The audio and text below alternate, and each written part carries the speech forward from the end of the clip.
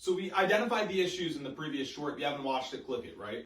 We're going to dive into what actually separates a company from a business. Now, the first definition of a company is having multiple employees.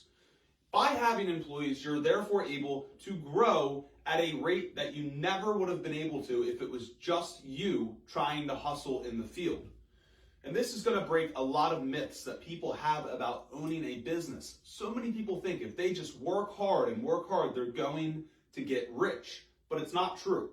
The truth is, once you reach a certain revenue bracket, you can only keep the business at that level. In order to grow, you actually have to hire people to buy your time back. Now, the cool thing about what I do, roofing arbitrage, is that I don't need as many employees to get past the 7-figure mark as some businesses because I subcontract the actual physical labor out. So subcontracting is a great business model. And if you're getting into one of the trades, I would highly consider, instead of hiring W-2 employees right off the gate, you subcontract. This is basically where you hire other entities, other companies to come in and do the labor. Now, they give you pricing beforehand, so you're able to anticipate the cost and bake it into your proposal for the customer. The cool part about that is you don't have to make payroll every week. You only pay them when the jobs are going on. So if you're not busy right off the gate, it's a great way to get your foot in the door of an industry.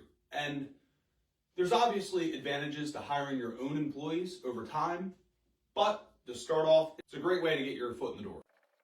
So a company hires employees and subcontractors, and a business is owner operated. The owner tries to hustle every aspect of the business. Now, you're probably wondering, what's wrong with that? Why can't the owner just hustle it and grow it to the max that he can and then hire? There's a couple of issues that usually put people farther behind than the person who hires people sooner. The owner operator who's trying to run the sales, the marketing, the labor, every aspect of the business, odds are he's not that good at all of those things.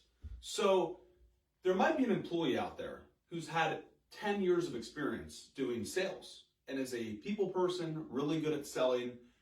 But since you're not willing to hire those people, or maybe you can't afford to, you are putting yourself in a role that you're not good at.